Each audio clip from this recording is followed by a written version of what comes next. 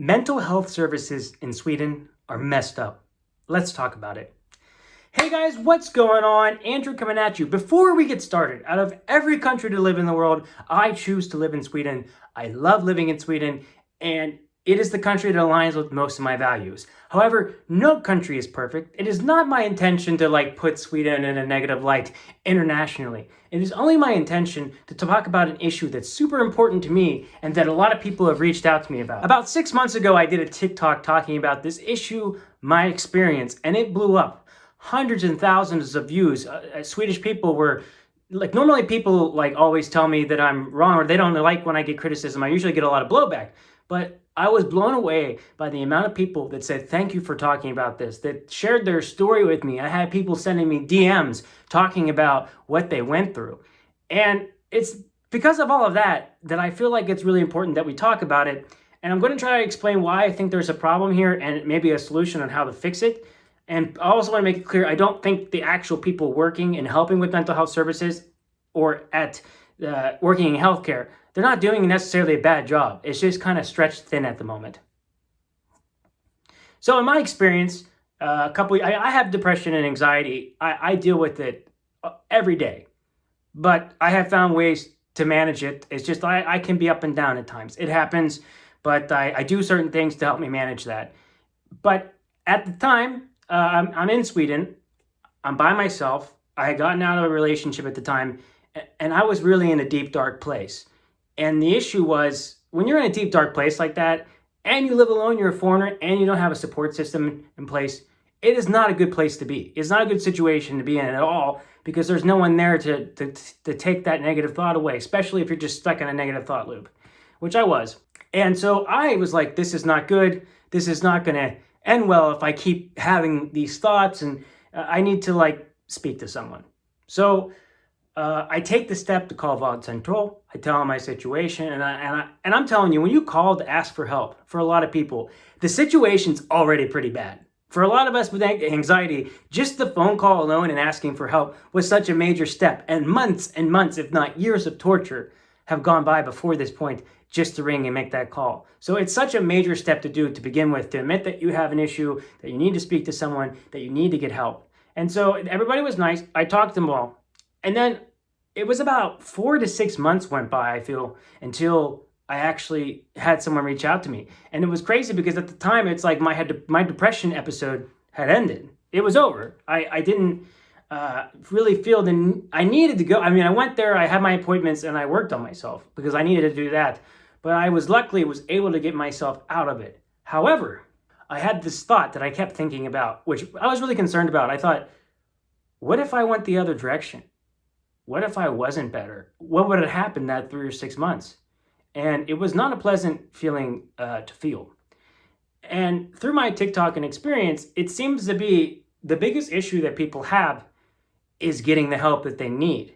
Or they'll explain to me that there's a lot of hoops they got to jump through to get help. Or some people say they talked about their depression and they said just work out or exercise. Those were the certain things I found. So the reason I think it must be this way has to simply be supply and demand, right? I think depression and anxiety is just up in general. And then on top of that, imagine now it being up with just everything happening in the world. And you have people that are younger that go through it a lot more because we have negative impacts of social media. You know, this fear of missing out. You see someone on Instagram doing something cool. You're sitting at home like, whoa, what am I doing? This isn't so cool. So I think we've had this influx of people that have mental health issues and they need help. But there's not enough people working in those positions to help out. And we need more psychologists. We need more people to help there. But you also don't want to have people that aren't qualified to do the job. You can't just take someone off the street and say, okay, you're going to be a mental health guy. So there's classes, there's time, and people need to be able to get trained so they can properly help people. So the major problem we have right now is this issue, is not enough people.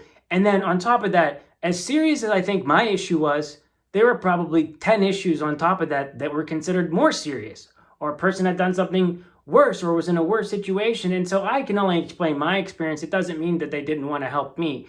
It just means that there was this issue going on of trying to get help. The person I worked, the counselor I had was great. and everybody there was great. But I've heard there's an option of private clinics, which you can spend money to do. I think, you know what, moving forward, if I needed to speak to someone, that's probably what I would do. Go straight to a private clinic and pay a little bit out of pocket to get the help that I need. But, you know, not everybody in Sweden is in that situation, right? And I think that we have to think about all the people that have immigrated to Sweden and how hard it is to make friends in Sweden. It's a challenge.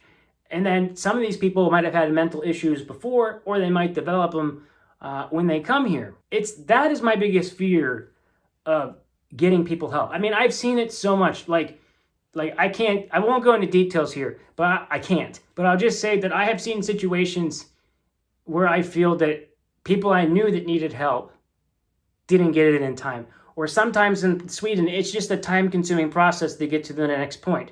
And as great as it is to have universal health care and how fantastic things are in Sweden, this is an issue that needs to be addressed and needs to be fixed. And I think the first thing we can do is admit as a country we have a problem with this. I'm not saying America's doing great. Let me just say that right now.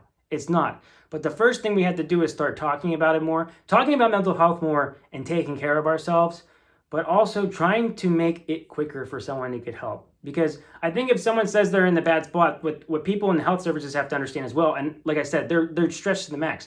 But just because someone's telling you this, like it could be, the situation can be worse and way worse than what they're saying as well, like because of that first major step.